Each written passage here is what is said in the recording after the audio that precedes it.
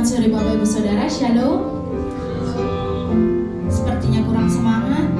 Selamat sore Bapak Ibu Saudara, Shalom. Dari salam kanan kirinya katakan Tuhan kita, Tuhan yang luar biasa. Puji nama Tuhan. Mari kita siapkan hati kita. Kita mau masuk dalam hadirat Tuhan, membawa korban syukur yang terbaik untuk Tuhan. Mari kita berdoa. Tuhan, terima kasih Tuhan untuk kasih setiamu dalam kehidupan kami Tuhan. Ini kami Tuhan, anak-anak-Mu Tuhan. Kami mau masuk ke dalam hadirat-Mu Tuhan, mempersembahkan pujian kami yang terbaik Tuhan. Biarlah berkenan di hadapan-Mu Tuhan. Terima kasih Tuhan, terima kasih. Di dalam nama Tuhan Yesus, ini kami Tuhan. Haleluya. Amin.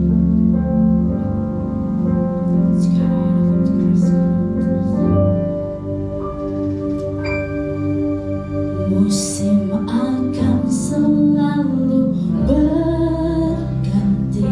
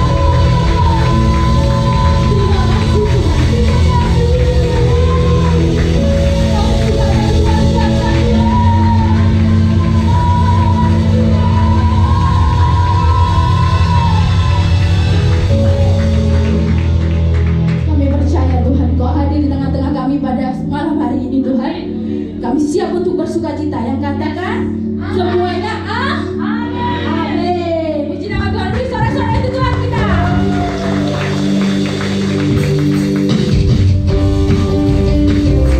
Kita percaya kita sudah diterima kasih.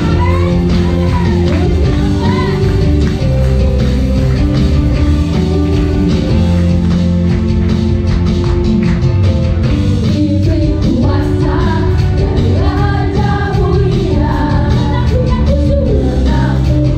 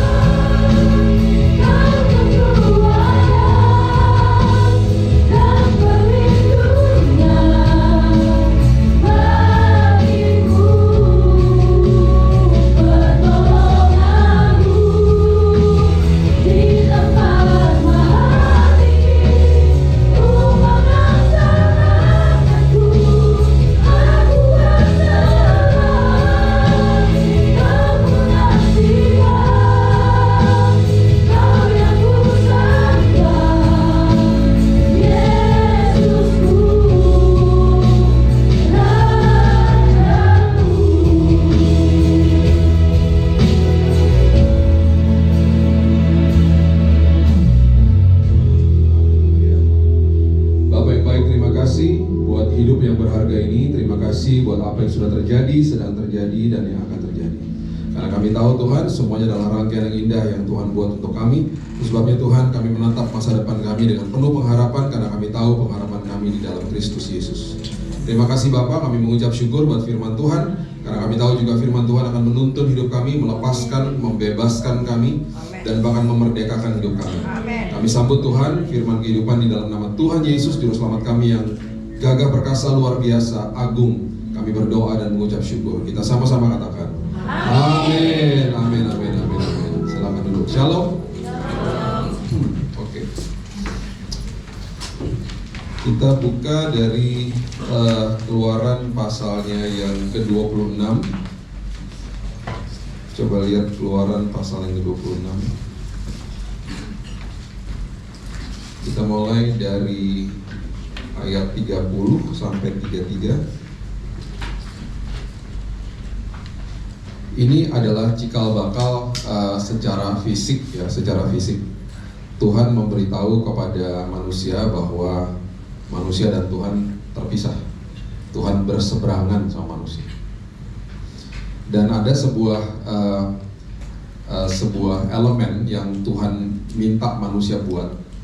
Dan setelah itu Tuhan juga memberitahu kepada kita semuanya bahwa tempat itu atau elemen itu akhirnya dibatalkan sama Tuhan ketika Tuhan didamaikan sama manusia. Ya, Keluaran 26 ayat 30 mengatakan, kemudian haruslah kau dirikan kemah suci sesuai dengan rancangan yang telah ditunjukkan kepadamu di atas gunung itu. Jadi ini adalah cikal bakal kemah suci atau tabernakel Musa, mungkin yang kita pernah dengar gitu ya. Ini cikal bakal dari bait Allah. Cikal bakal dari sekarang ini di zaman modern ini ya ini gedung gerejanya. Jadi ini cikal bakalnya awalnya. Haruslah kau buat tabir, ya. Haruslah kau buat tabir dari kain ungu tua, kain ungu muda, kain kirmisi dan lenan halus yang dipintal benangnya. Haruslah dibuat dengan ada kerubnya dan buatan ahli tenun. Buat apa tabirnya? Haruslah engkau menggantungkan pada 4 tiang dari kayu penaga yang disalut dengan emas, dengan ada kaitannya dari emas berdasarkan 4 alas perak. Ya. Saya nggak akan bahas tentang itu pasti ngejelimetnya luar biasa. Coba fokus kepada ayat 33 ini. Haruslah tabir itu kau gantungkan pada kaitan penyambung tenda itu, karena kemah Musa itu terbuat dari tenda yang besar. Dan haruslah kau bawa tabut hukum ke sana. Tabut hukum itu nanti itu akan kita kenal dengan yang namanya tabut perjanjian. Di dalam tabut perjanjian itu ada elemen-elemen juga, dan itu cukup ngejelimet juga kalau kita bahas itu. Ya, tabut hukum ke sana, ya, ke belakang tabir. Mungkin kalau tabir itu saya bisa gambarkan hari ini horden gitu ya. Horden, ada hordennya gitu, tabirnya ke belakang tabir. Sehingga tabir itu menjadi pemisah. Perhatikan kalimat ini. Tabir itu menjadi pemisah bagimu antara tempat kudus dan tempat maha kudus. Pemisah. Kenapa seperti begitu? Karena ketika di hari pendamaian, ya, setiap tahun itu ada hari pendamaian namanya Atonement Day. Manusia didamaikan ya dengan Tuhan. Yang jadi mediatornya itu adalah imam besar. Waktu saat itu namanya imam besar Harun. Dia yang masuk ke dalam ruang maha kudus, dia melewati ruang kudus, kemudian ruang maha kudus. Ketika dia masuk ke dalam ruang dari tempat kudus ke ruang maha kudus, itu ada tabirnya. Nah, yang bisa masuk ke dalam ruang maha kudus cuma dia. Nah, kalau dia tidak kudus hari itu dan dia tidak mengorbankan dengan benar, dia bisa mati di situ. Karena yang dia percikan di antara tabut perjanjian itu, kalau Bapak Ibu pernah lihat tabut perjanjian, di atasnya ada lambang malaikat kerub. Ya, malaikat kerub itu ketika dipercikan darahnya, darah hewan ya, itu hadirat Tuhan turun. Tuhan melihat si imam besar, si Harun itu dari kacamata hukum Taurat. Kalau kamu nggak kudus, mati kamu. Jadi bisa bayangkan sehari sebelum hari pendamaian, apa nggak deg-degan tuh si Harun? Atau mungkin ada tumpengan dulu di rumahnya hari perpisahan gitu. Terus dia pasti ngomong sama teman-temannya, doain aku ya. Pasti ketakutan lah. Ada kemungkinan kalau dia nggak kudus, mati dia di dalam situ. Bahkan sejarah mencatat seorang imam besar itu bisa melakukan pengorbanan atau mengorbankan sesuatu Ya, dengan upayanya dia itu sekitar 18 sampai 20 kali untuk membersihkan dirinya. Nah, setelah kita masuk ke dalam zaman Yesus yang luar biasa, satu-satunya Tuhan yang menghampiri saudara dan saya, yang ingin membawa hubungan bagi kita. Ketika dia hadir, ya, kalau kita baca, kalau Bapak Ibu buka di Alkitab yang digital, yang di teleponnya, tulis kata tabir, itu yang keluar pertama kali di sini. Dan langsung dikatakan tabir itu adalah pemisah. Kalau kita ketik tabir di Perjanjian Baru, yang pertama kali keluar adalah, coba lihat ini, Matius pasalnya yang di Perjanjian Baru ya, Matius pasal yang ke-27 ayat yang ke-51. Waktu Yesus katakan selesai di kayu salib, selesai, yang terjadi adalah ini pertama kali terjadi. Coba lihat ayat 50 dulu biar lebih jelas. Ayat 50 dulu. Coba dibuka ayat 50. Nah, Yesus berseru pula dengan suara nyaring lalu menyerahkan nyawanya toh. Ya, perhatikan yang terjadi ayat 51. Dan lihatlah tabir bait suci terbelah dua, dari atas sampai ke bawah, dan terjadilah gempa bumi dan bukit-bukit batu terbelah. Yang terjadi adalah tabir bait Allah terbelah dua, itu artinya adalah Tuhan dengan manusia diperdamaikan. Kita menjadi satu, menjadi manunggal dengan Dia. Tuhan gak pernah lagi berseberangan sama Bapak Ibu, dan Dia tidak pernah sedetik pun meninggalkan kita. Amen. Saya punya pelajaran yang cukup panjang sebenarnya, saya gak punya waktu untuk bahas itu. Ya, kematian itu sejak awal diciptakan dalam posisi mati. Kalau belum ngopi lewat barusan. Saya ulang ya pelan-pelan ya. Kematian sejak awal sudah ada. Kematian diciptakan sama Tuhan dalam kondisi mati, alias tidak berkuasa atas manusia.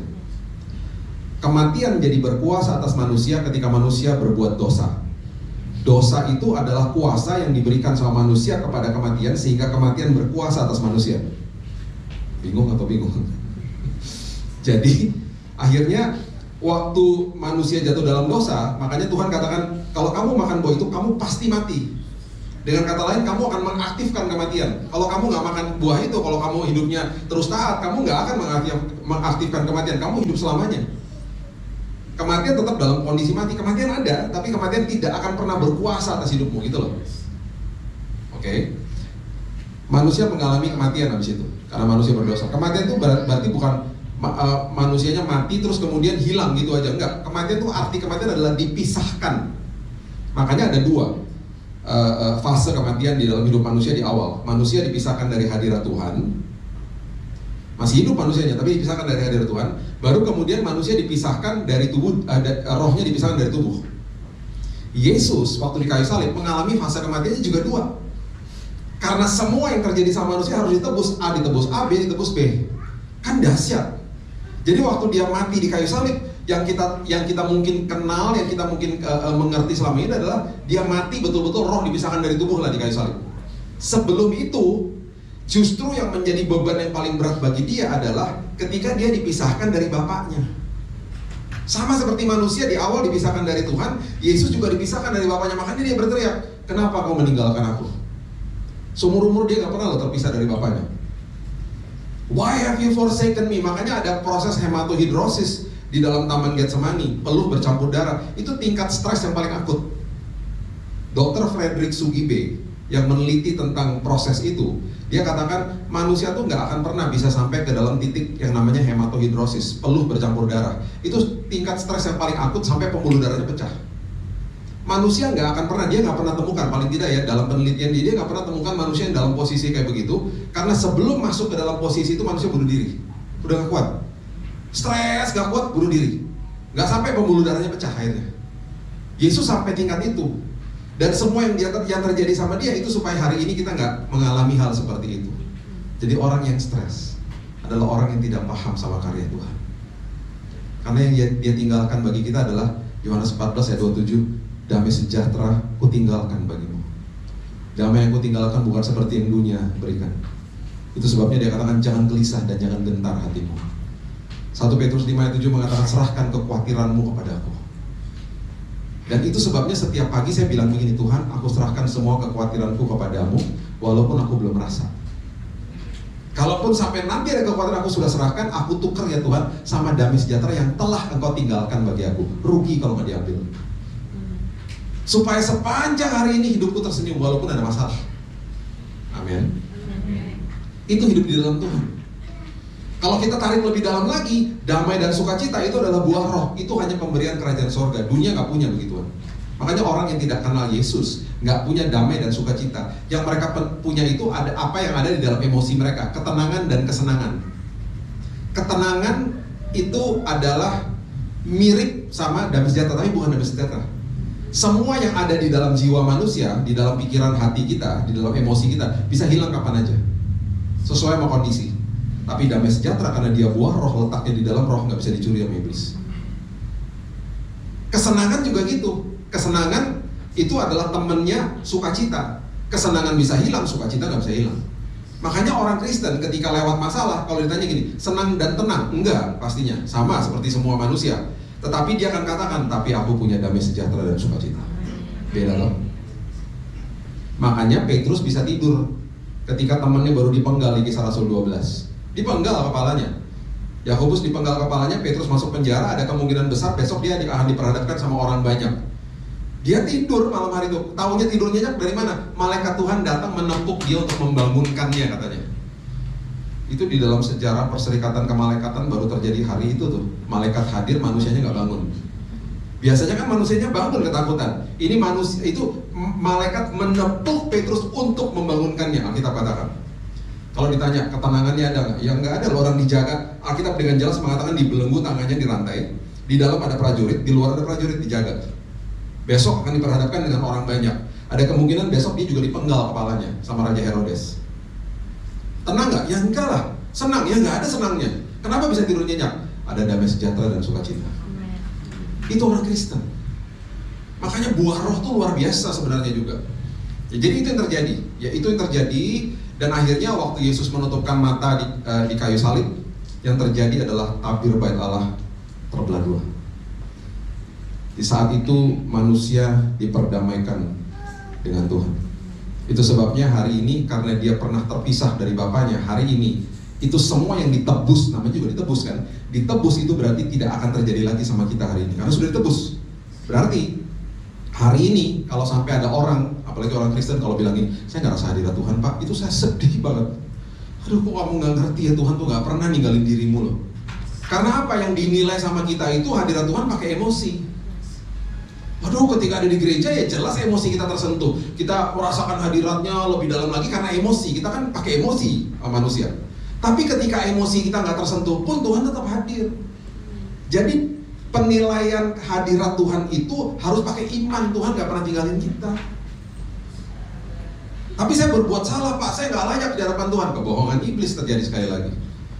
Ketika tabir bait Allah terbelah dua, itu berarti kita sudah dilayakkan dan dibenarkan. Ketika kita terima Yesus sebagai juru selamat, itu namanya proses justification. Proses dibenarkan. Bapak Ibu sudah dilayakkan. Hari ini kita hidup taat, bukan untuk dilayakkan. Kita hidup taat karena kita sudah dilayakkan. Itu harus mengerti dulu. Ketika kita ngerti itu, kita akhirnya menerima kebebasan daripada Tuhan. Nah, ketika ini sudah terjadi, sekarang coba lihat Ibrani pasalnya yang ke-6, coba lihat. Ayatnya yang ke-19. Ibrani pasal yang ke-6 ayat 19. Yang saya suka sedih ya, tabir udah terbelah dua, masih dijahit sama manusia. Hordennya dijahit lagi sama manusia. Kemudian ada pemberitaan firman, nakut-nakutin jemaat. Kalau kamu gak gini nanti Tuhan hukum, nanti Tuhan murka. Enggak, Tuhan gak pernah murka. Tuhan tidak hukum manusia lagi. Tuhan tidak menuduh, tidak menghukum, tidak menghakimi. Nanti penghakiman terakhir nanti di surga nanti. Hari ini Tuhan sangat mengasihi kita semuanya, apalagi orang yang percaya kepada Dia. Dia gak pernah berseberangan sama kita. Prinsip itu saya pakai untuk saya didik kedua anak saya. Saya menuai hasilnya hari ini. Anak saya sekarang 23 tahun dan 16 tahun. Saya menuai hasilnya hari ini. Saya bilang, Tuhan, dari mereka kecil, ajari aku Tuhan, dan aku mau merasakan kasih-Mu supaya aku bisa berikan yang terbaik kepada mereka. Ya, kita tidak akan pernah bisa memberikan yang terbaik kalau kita nggak pernah terima yang terbaik. Kita bingung sendiri, terima yang terbaik itu apa sih Pak? Yaitu nggak pernah ngerasain kasihnya Tuhan sama kita. Kita ikut Tuhan pakai formula akhirnya. Akhirnya banyak orang datang kepada saya ngomong begini, Pak, saya udah doa sekian lama, saya udah puasa sekian hari, kok Tuhan nggak jawab? Itu juga saya sedih kalau ada jemaat ngomong begitu. Itu langsung ketahuan bahwa kamu gak punya hubungan intim sama Tuhan. Tapi teman saya yang stadium 4 cancer ngomongnya gini kalau ketemu, Bill, Tuhan baik banget Bill. Kalau ngomong gitu, udah hancur badannya. Bill, selagi ada hari esok pasti ada pengharapan. Ngomongnya gitu, gak pernah ngeluh, gak pernah gini, aku udah doa, aku udah gini, kok Tuhan gak jawab ya, kok Tuhan gak sembuhkan ya. Ngomongnya tuh gitu. Bill, Tuhan sangat indah dalam hidupku. Dia tuh kalau ngomong betul-betul orang yang terima dan merasakan dan menikmati dan mengalami Tuhan tuh kalau gitu tuh kalau ngomong. Terus dia bilang gini, Bill, kamu kan udah bilang ya bahwa kita tuh berdoa dari posisi yang udah menang. Karena Yesus sudah katakan selesai di kawasan. Oh, aku mengamenkan Bill tiap hari aku merasakan kebaikan Tuhan. Tubuhnya hancur, stadium 4. 2 bulan lalu saya ke apartemennya dia, sembuh total. Sembuh, sesembuh-sembuhnya. Seperti orang gak pernah sakit sampai gini. Kok gak kelihatan ya? Ya itu kan aku menerima kebaikan Tuhan dari awal. Amin. Kita ya kadang-kadang ya terjebak di dalam ranah agama. Makanya kekristenan tuh harus beda. Ya, itu yang saya selalu dengungkan kepada jemaat. Hormati agama Kristen, hormati denominasi, hormati sinode, hormati tata ibadah. Itu dibuat sama agama. Agama itu adalah upaya manusia datang kepada Tuhan. Kekristenan tuh nggak gitu. Kekristenan itu adalah sebenarnya Yesus datang menghampiri manusia, meninggalkan tahtanya, Filipi 2 ayat 5-7, untuk sama seperti manusia, untuk membawa hubungan kepada kita. Jadi kalau datang kepada Dia, prinsipnya, korelasinya harus relationship, hubungan sama Dia. Tuhan yang mengasihi saya, bukan dengan upaya-upaya saya datang kepada Tuhan, bukan. Akhirnya kita selalu seperti tadi pagi saya katakan, kita memilah-milah ibadah. Oh, kalau saya udah selesai ibadah di dalam gereja, selesai udah ibadah saya. Nggak bisa, ibadah jalan terus karena ini adalah tubuhnya atau bait Roh Kudus yang berjalan kemana-mana. Di setiap tempat yang saya kunjungi, tempat itu harus lihat Yesus dalam hidup saya. Dari tindakan dan perkataan saya harus bahkan bisa berkhotbah tanpa kata-kata. Itu prinsip akhirnya. Akhirnya kita ngalamin Tuhan hari lepas hari, nggak pakai formula datang kepada Tuhan. Ya, itu sebabnya Ibrani 6 ayat 19 mengatakan begini. Pengharapan itu. Sekarang kan hidup kita kan akan terus berharap sampai nanti kita menutupkan mata tuh pasti ada harapan. Pengharapan itu kepada siapa? Akhirnya kita ngerti pengharapan itu adalah sauh yang kuat, adalah sebuah jangkar yang kuat, ya, yang aman bagi jiwa kita, kuat dan aman, yang telah dilabuhkan, dilempar gitu ya, sampai ke belakang tabir, karena tabirnya udah kebelah.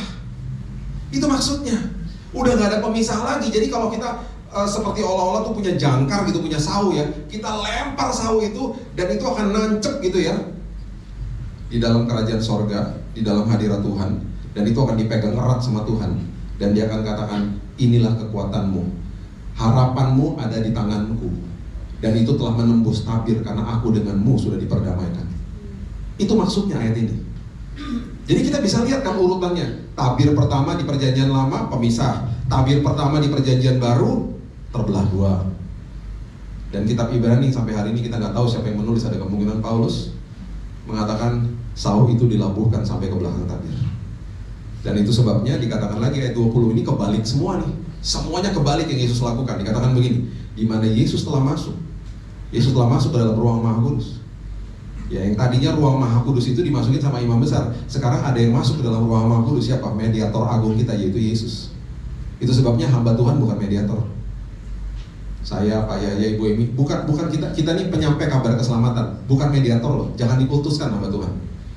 Ya, mediatornya tuh Yesus yang masuk sebagai ini, lihat nih, perintis bagi kita. Ketika Ia menurut peraturan Melkisedek menjadi imam besar sampai selama-lamanya, imam besar agung kita. Perhatikan kata perintis, itu artinya prodromos. Di dunia, kata perintis itu adalah orang yang lari masuk ke dalam kota dan berteriak kepada seluruh masyarakat, sebentar lagi ada orang penting mau datang gitu. Sebentar lagi ada orang penting mau datang. Semua masyarakat turun, berjejer di pinggir jalan. Kemudian raja, orang VIP atau perdana menteri itu siapa yang penting-penting itu lewat di situ. Kemudian dielulukan sama masyarakat. Ini bayangkan, yang lari masuk ke dalam ruang Maha Kudus, yang menjadi perintis itu Yesus. Berarti kalau kita bisa gambarkan dia lari masuk ke dalam pelataran sorga dan dia teriak kepada seisi sorga, sebentar lagi ada orang penting mau masuk menghampiri tahta kerajaan sorga. Siapa? Saudara dan saya. Kita yang menjadi orang yang paling penting bagi dia. Ini adalah gambaran Tuhan yang datang kepada manusia dan melihat diri kita itu sangat luar biasa pentingnya, dan kita digiring sama dia masuk ke dalam ruang Maha Kudus dan katakan, kamu sekarang bisa menghampiri tahtaku ya nak. Itu sebabnya Ibrani pasal yang keempat mengatakan begini. Coba lihat Ibrani pasal yang keempat ayat yang ke-16. Coba lihat Ibrani 4 ayat 16. Sebab itu marilah kita dengan penuh keberanian. Jadi jangan pernah rasa aduh gak layak, aduh gak bisa, aku banyak dosanya. Penuh keberanian. Dia katakan jangan takut nak, aku tuh udah diperdamaikan sama kamu, aku sayang sama kamu nak, gitu. Dengan keberanian menghampiri tahta kasih karunia, supaya kita menerima apa? Rahmat itu belas kasihan. Artinya supaya menerima rahmat, menemukan kasih karunia. Untuk apa? Mendapatkan pertolongan kita pada waktunya. Kita ini butuh pertolongan tiap hari. Anak saya Keaton waktu masih kecil ya, dia seringkali kalau di sekolah, saya baru tahunya setelah saya dipanggil sama gurunya. Karena setiap kali dia ke sekolah waktu masih TK ya, semua orang dipelukin sama dia. Jadi gurunya bingung, satpam dipeluk, orang dia nggak pakai ngomong lagi, main peluk aja. Jadi kalau ketemu orang tuh bukan, kalau biasanya kan orang ketemu orang halo gitu, dia enggak, dia peluk, dipeluk. Jadi semua orang bingung lah dipelukin sama dia. Terus gurunya waktu panggil kami ke sekolah, dia tanya gini, Pak, ini anak, kita suka kasihan sama dia. Karena ketika dia peluk anak yang biasa dipeluk di rumah, dia akan dipeluk balik. Ketika dia meluk anak yang nggak biasa dipeluk di rumah, didorong dia Pak. Saya kasihan banget sama dia kalau lagi didorong Pak. Dan semua orang dipelukin, termasuk saya. Gurunya bilang gini, satu hari Pak, saya lagi di kondisi yang stres. Saya lagi tekanan di keluarga saya harus pergi ngajar ke sekolah, ngajar anak-anak ini. Saya berat banget hati saya Pak. Terus waktu hari itu saya masuk ke sekolah, tiba-tiba dia datang melukin kaki saya Pak. Itu saya sampai ke toilet nangis Pak, karena saya seperti seolah-olah Tuhan kirim malaikat kecil melukin saya Pak. Karena pagi-pagi itu saya sempat doa, Tuhan aku butuh pelukanmu Tuhan. Dia datang Pak meluk saya. Pak, saya mau tahu ini anak diapain Pak di rumah sampai melukin semua orang. Terus saya bilang, tiap hari dia dipeluk di rumah, dan tiap hari dia dibisikin I love you di rumah. Kalau kita terima yang terbaik, kita sanggup berikan yang terbaik. Kalau kita nggak pernah rasakan kasih Tuhan dan nggak ngerti bahwa Tuhan sayangnya luar biasa sama kita nggak akan pernah bisa berikan yang terbaik. Itu sebabnya orang Kristen akhirnya bingung dalam hidupnya sehari-hari, bingung. Bagaimana sih? Saya harus melakukan apa sih? Dan ada lagi yang satu lagi yang ekstrim bilang begini, oh kalau gitu Pak, kasih karunia adalah tiket buat dosa. Saya kasih lagi contoh. Keaton ini sekarang sudah 16 tahun. Saya selalu bilang sama dia gini, nak, kamu kalau buka pintu mobil hati-hati ya, karena di Jakarta itu ada 16 juta motor. 18 juta motor sekarang. 18 juta motor tuh di Jabodetabek. Dan motor di Jakarta itu adalah motor yang belok dulu baru lihat. Nggak kayak di Pontianak. Pontianak kan lihat dulu baru belok ya. Kalau di Jakarta belok baru lihat, udah telat gitu. Bahkan belok dan nggak pernah lihat tuh banyak ya. Ini Ibu Emi dari Jakarta pasti tahu lah. Kalau belok nggak pernah lihat itu beberapa kali hampir ketabrak sama mobil saya. Sampai-sampai saya mikir gini, orang-orang misi bunuh diri apa sih gitu. Wah nggak karu-karuan lah pokoknya ya. Jadi saya bilangin dia, Dek, hati-hati kalau buka pintu mobil. Berapa bulan yang lalu teman saya nginep di rumah, dan kemudian dia katakan tadi saya nganter dia ke sekolah, karena memang pagi-pagi itu dia bilang udah kamu nggak usah nganter dia, biar aku aja karena kamu udah pelayanan. Terus dia bilang siang-siang tadi mobilnya ketabrak motor siangnya. Saya bilang kenapa? Ya itu si Keaton buka pintu dia nggak lihat-lihat, ketabrak sama motor. Saya waktu lihat mobilnya, aduh penyok udah tabrak motor. Malam-malam hari saya punya dua pilihan. Pastinya respon biasanya yang normal tuh adalah, yang kebanyakan orang lakukan adalah marah-marahin anaknya. Udah aku bilangin, penyok tuh mobilnya, hati-hati dong gitu. Bisa begitu kan? Saya nggak pernah gitu anak-anak saya. Jadi waktu malam pintu terbuka, saya baru ketemu dia. Seperti biasa saya peluk dia dan saya bilang, saya belum ketemu kamu sepanjang hari, saya kangen banget sama kamu. Saya peluk dia. Terus saya tanya, Keaton, kamu oke nggak? Saya dengar kamu ketabrak sama motor. Terus dia setengah nangis, dia bilang gini, bukan aku yang ketabrak Dad, yang ketabrak mobilnya. Aku bilang, iya saya tahu yang ketabrak mobilnya, tapi kamu ikutan ketabrak nggak? Aku nggak apa-apa. Terus dia dengan suara nyesel, dia bilang, tapi mobilnya penyok. Saya bilang, saya nggak peduli mobilnya. Saya nggak nanya mobilnya, saya nanya, kamu oke nggak? Aku oke. Terus dia bilang, sorry ya Dad, sorry banget ya. Terus dia peluk saya. Di dalam pelukan itu saya bilang gini sama dia, saya berbisik kepada dia, Dad, lain kali hati-hati ya Dad. Bapak Ibu, besok-besok kalau dia buka pintu mobil, dia akan hati-hati karena dia akan ingat sama bapaknya.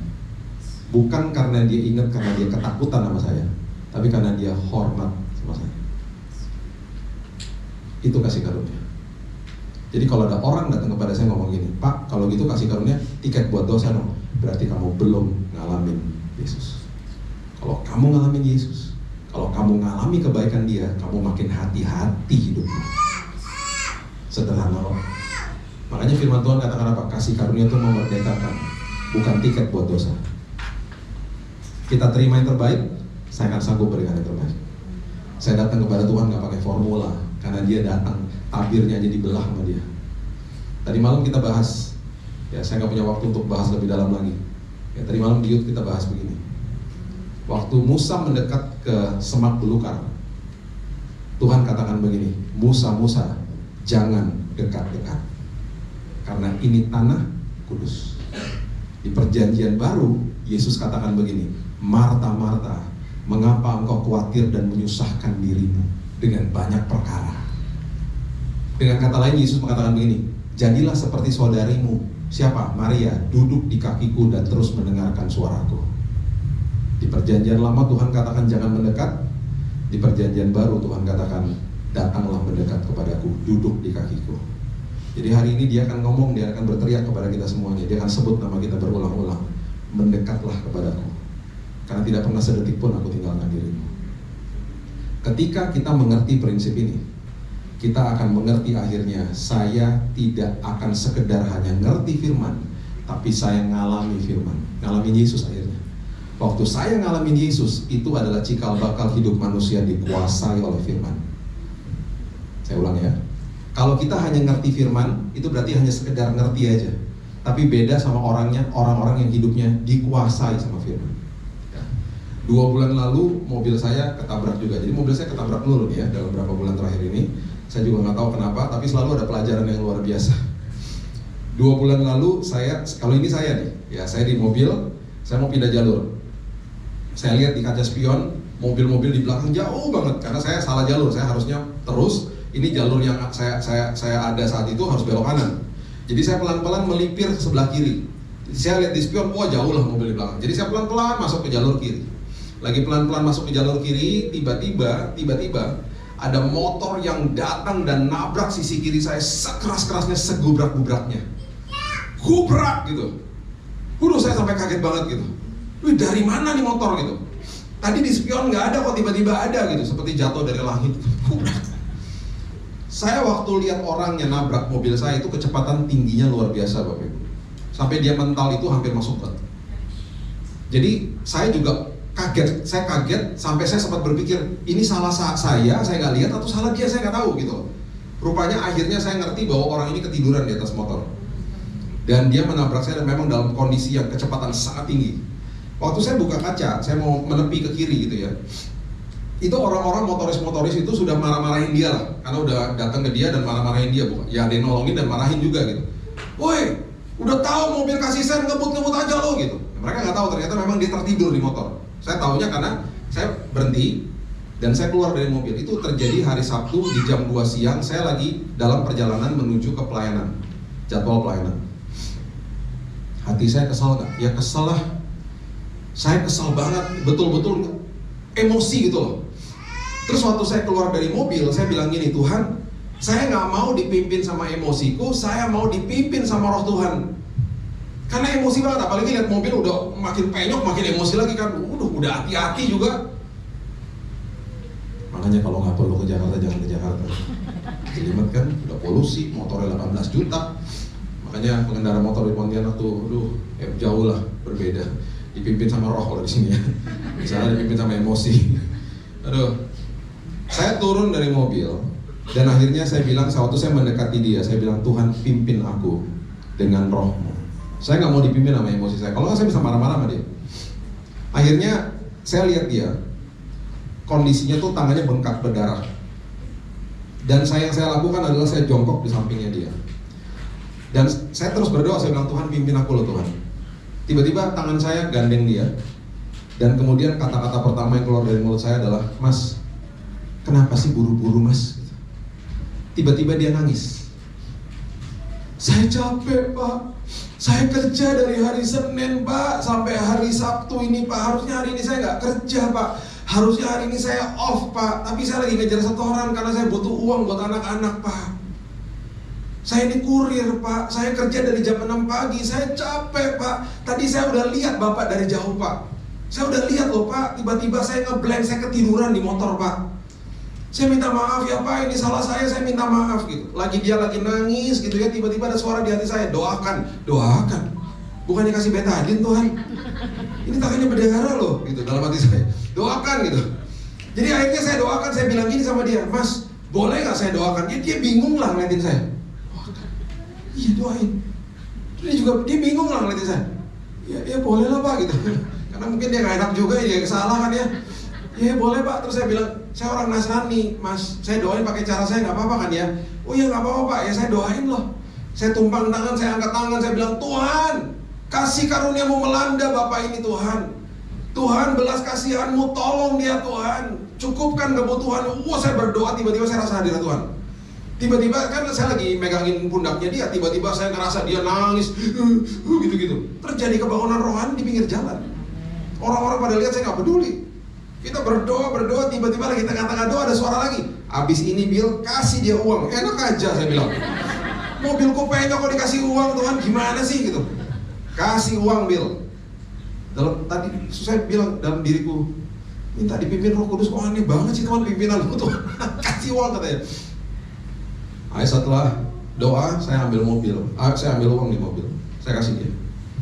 Nanti ditolak lah sama dia. Jangan Pak, Bapak tuh udah berbaik hati sama saya yang salah Pak. Masa saya dikasih uang sih Pak? Justru kan saya harus ganti rugi ke Bapak. Udahlah Mas, terima aja, kasih buat anak-anaknya Mas aja.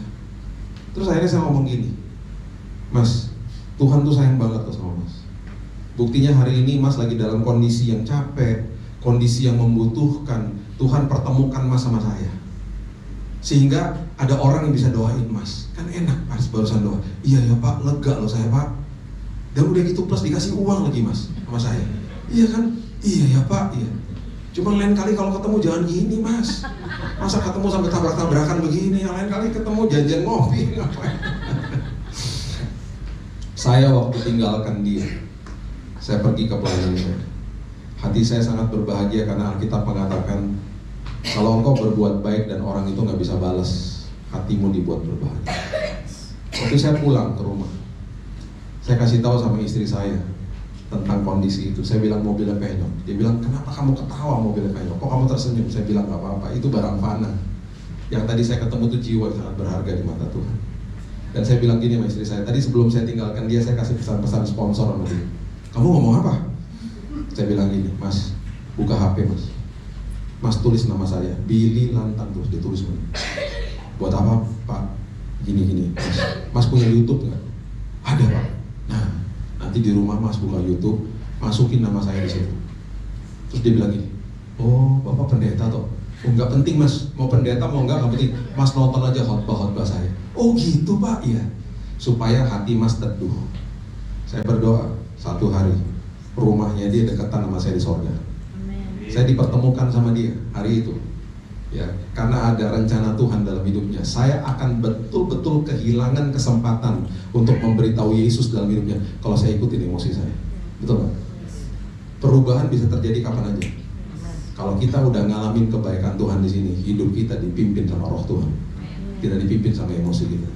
Jadi hari ini pastikan dan camkan ini baik-baik. Tabir bait Allah sudah terbelah dua. Kita sudah diperdamaikan dengan Tuhan. Dan hari ini Tuhan gak murka sama kita. Terima kebaikan dia, terima kasihnya dia, alami kasihnya dia, bahwa dia sayang sekali sama kita ya. Dan ketika kita ngalamin itu, kita bisa berikan yang terbaik. Bukan sekedar kepada Tuhan, tapi juga kepada manusia. Dan hidup kita merdeka. Berikan tepuk tangan kita untuk Tuhan Yesus. Bapak yang baik, terima kasih, mengucap syukur buat sore hari ini Tuhan. Aku berdoa bahwa kasih karunia Tuhan terus melanda hidup kami, terus menjadi kekuatan dan kuasa dalam hidup kami. Bapak, kami mengucap syukur bahwa ketika Kau katakan selesai di kayu salib, karyamu selesai untuk memperdamaikan manusia dengan Tuhan, menebus dosa kami, menjamin kehidupan kami, bahkan Tuhan untuk kekekalan.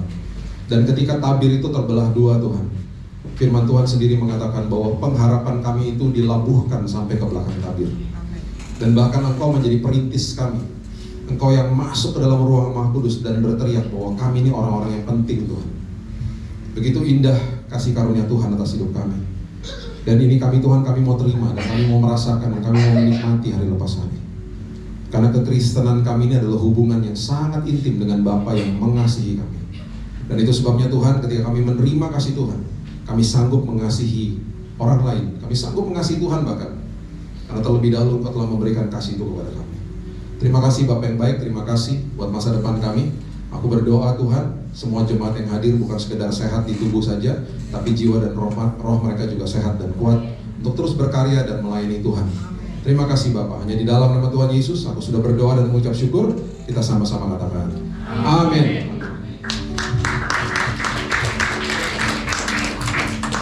Puji nama Tuhan, terima kasih untuk Pak Pendeta Widianta yang sudah menyampaikan kebenaran firman Tuhan. Seberapa banyak yang terberkati pada firman hari ini, Bapak Ibu Saudara, puji nama Tuhan. Saya rindu untuk bertanya Bapak Ibu Saudara, apa ada yang baru pertama kali hadir di tempat ini? Boleh tolong lambaikan tangannya, kita mau berkenalan sebentar. Puji nama Tuhan, selamat datang ke kakak. Kami mengundang kakak untuk kembali hadir di tempat ini kembali. Jika belum ada, gereja tetap. Tuhan Yesus memberkati. Mari Bapak Ibu Saudara, sebentar lagi kita akan mendengarkan Gembala Menyapa dan Bethel News Multimedia. Saya persilahkan.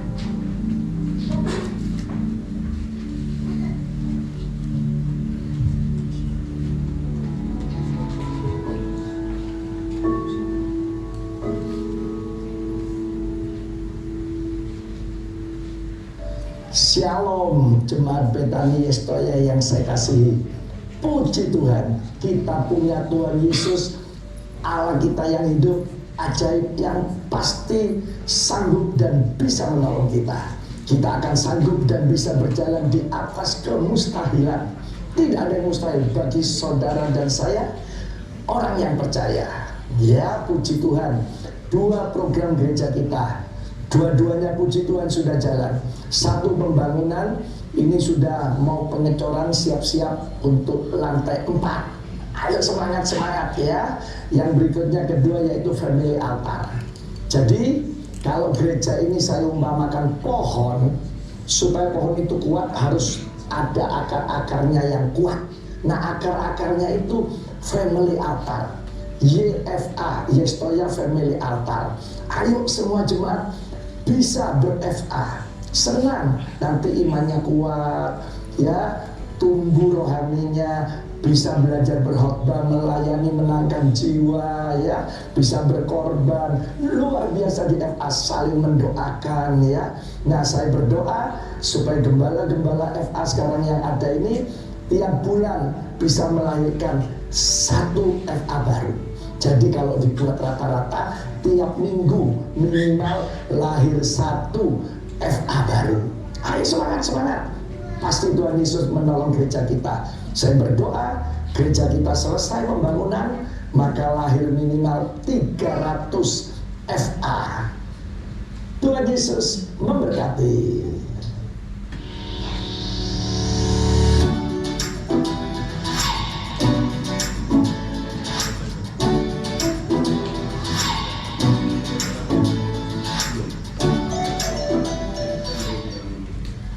Shalom jemaat Betani Yestoya yang saya kasihi dan dulur-dulurku yang saya kasihi. Puji Tuhan, tiap hari Tuhan Yesus adakan mujizat untuk pembangunan Betani Yestoya Malang 10 lantai. Ini ajaib luar biasa. Sekarang sudah selesai semua pengecoran lantai 3 dan kita siap-siap konsentrasi untuk pengecoran lantai 4. Jadi sekarang gerakan pembelian bersih kita fokus untuk kita semua bisa mendoakan, mensupport, yaitu gerakan pembelian bersih 11.000 1 kilo untuk lantai 4. Setelah lantai 4 selesai, baru konsentrasi lantai 5 dan seterusnya. Percayalah, Tuhan Yesus pasti menyelesaikan dengan sempurna. Doa saya, semua taburan saudara menjadi tuayan yang maksimal, taburan yang subur, dan Tuhan Yesus yang memberkatinya. Tuhan Yesus memberkati.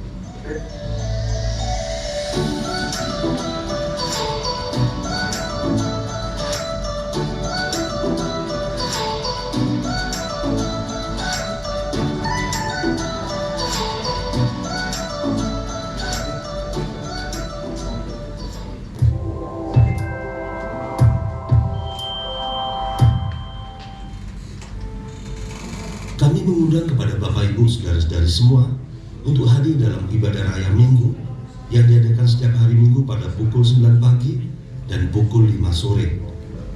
Ibadah ini akan dilayani oleh hamba-hamba Tuhan yang diurapi.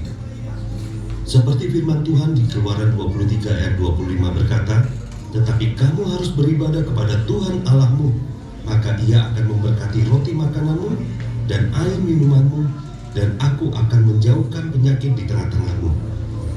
Mari Bapak Ibu saudara-saudara semua untuk kita bersama-sama memuliakan Tuhan, meninggikan Tuhan, dan kita mempelajari apa yang menjadi kesukaan dan tidak kesukaannya Tuhan. Ajak semua saudara yang kita kasihi, sahabat, teman, semua orang-orang yang kita cintai untuk bersama-sama memuliakan Tuhan di hari Minggu.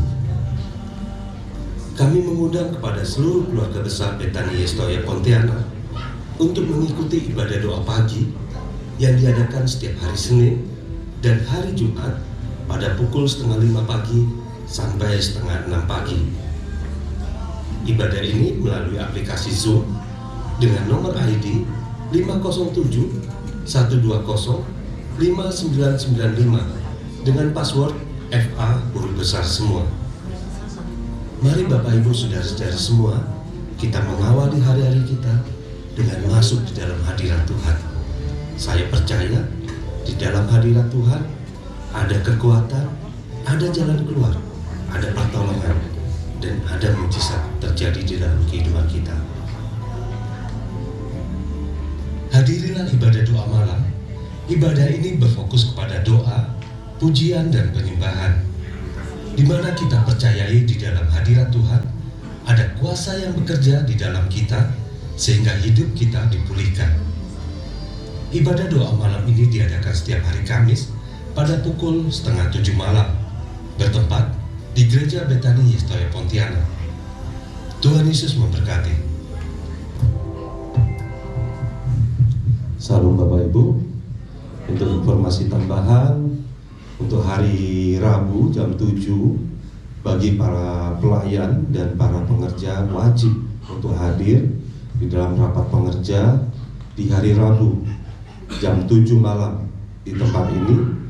Jadi untuk para pelayan, para pengerja untuk wajib hadir.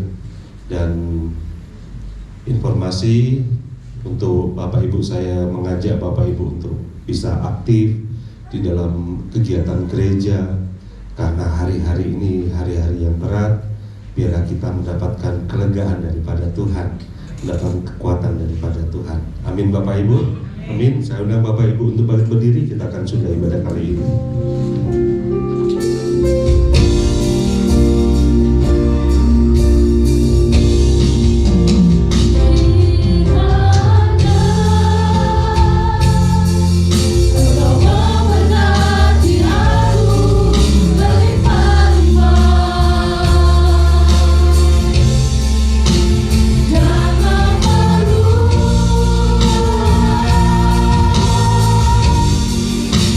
La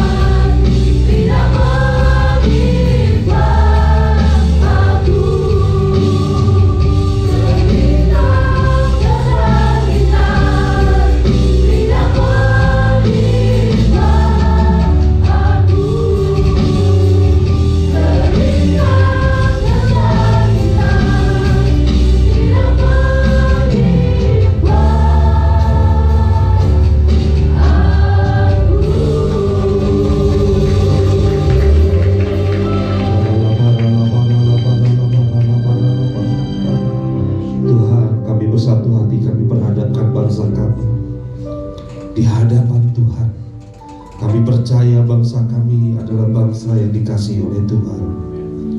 Di tahun pesta demokrasi ini, di tahun politik ini, biarlah ada damai sejahtera, ada keamanan, ada ketenangan bagi kami semua.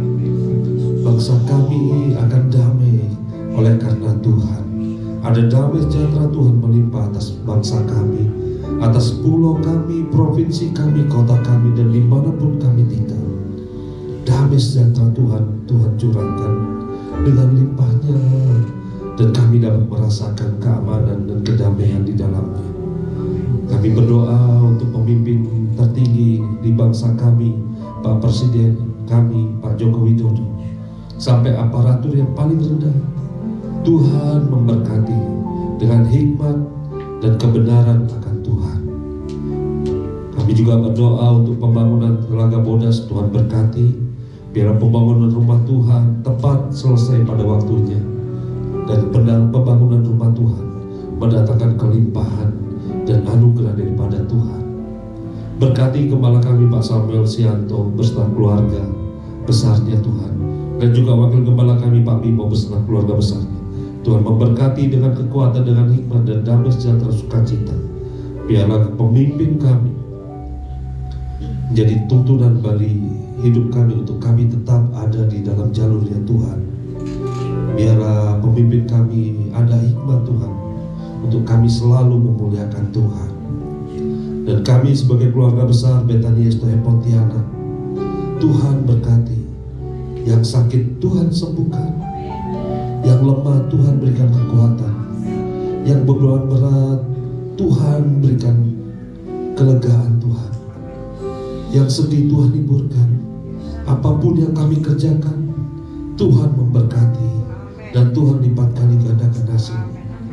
Kami akan hidup dalam kelimpahan, karena Engkau berjanji untuk memberikan kami kelimpahan di dalam hidup kami. Ada damai sejahtera sukacita di dalamnya, sehingga kami melihat bahwa Allah yang kami sembah adalah Allah yang hidup. Terima kasih ya Tuhan, terima kasih. Dan sebelum kami pulang, biarlah kami terima berkat dari Allah yang Maha Tinggi. Mari Bapak Ibu buka hatimu, buka tanganmu, dan tengadahkan wajahmu ke atas. Kita akan terima berkat dari Allah yang Maha Tinggi. Sekarang terima, bawa dan nikmati segala berkat dan damai sejahtera yang berlimpah-limpah dari Allah Bapa di sorga, melalui Anak yang tunggal itu Yesus Kristus, dan persekutuan manis dengan Roh Kudus, dari sekarang sampai Maranatha, sampai Tuhan Yesus datang kedua kalinya untuk menjemput kita di awan-awan permai, bahkan sampai selama-lamanya. Yang percaya bersama-sama kita katakan amin, amin, amin, amin. Selamat hari Minggu. Di bawah ada cafe break, Bapak Ibu bisa berfellowship bersama. Sampai bertemu di ibadah berikutnya. Tuhan Yesus memberkati.